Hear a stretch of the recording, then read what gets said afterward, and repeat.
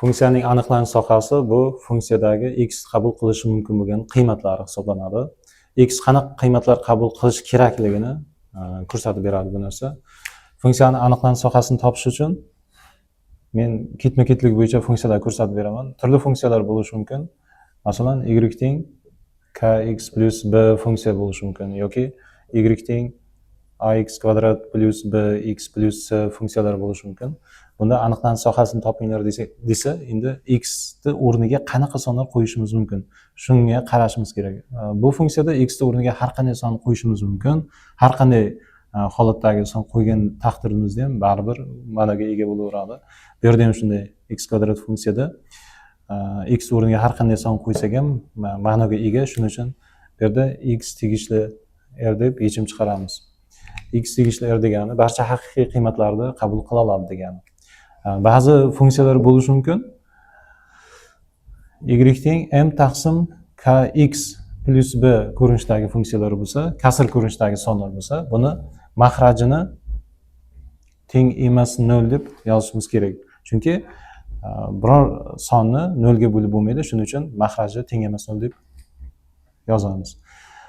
Uchinchi ko'rinishdagi funksiyalar yoki ifodalar berilishi mumkin. Masalan, ifoda ko'rinishida yozsak, juft darajali ildizda kx plus b berilsa-yu, bundan qanaydir mx bo'lgan ifoda kelib chiqqan bo'lsin.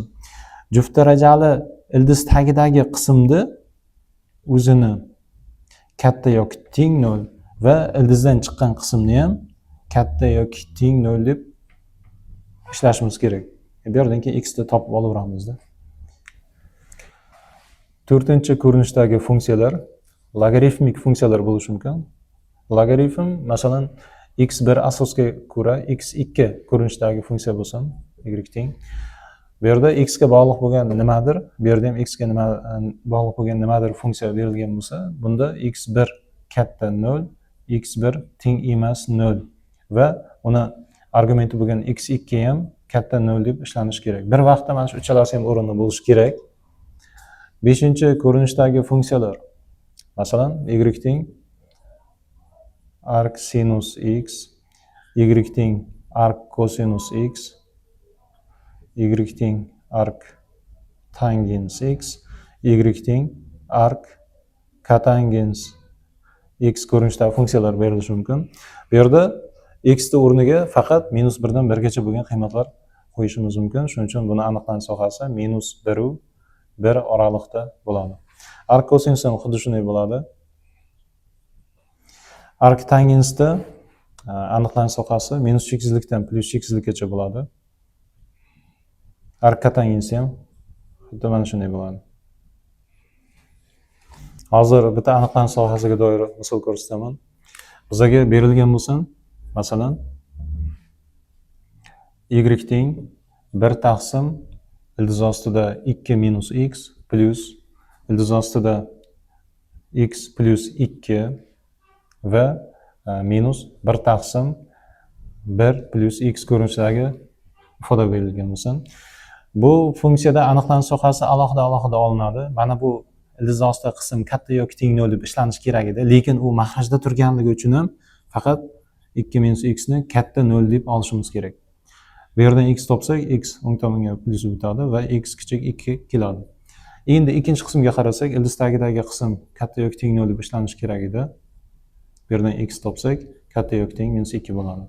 Uchinchi qism mahrajda turgan qismni teng emas 0 deymiz va x teng emas -1 ga aylanadi. Hammasini bitta son o'qiga joylashtiramiz. Eng kichik ildizi -2, o'rta ildizi -1, eng katta ildizi 2 bo'lyapti. Bu yerda -2 ga teng bo'lishi mumkin yoki -2 dan katta bo'lishi mumkin. -1 ga teng emas, bu yerda 2 ga teng emas, lekin 2 dan kichik ildizni olishimiz kerak. Yechimlar mana shu oraliqda bo'lishi kerak. Biz javobga -2 dan -1 gacha deb olamiz. -2 ga teng bo'lganligi uchun bunga to'rtburchak qavs, teng bo'lmaganligi uchun -1 ga bunga dumaloq qavs qo'yamiz va birlashma belgisi deymiz. -1 dan 2 gacha bo'lgan oraliqdagi yechimlarni olamiz. -1 ham 2 ham kirmaydi. Mana bu oxirgi javob bo'ladi.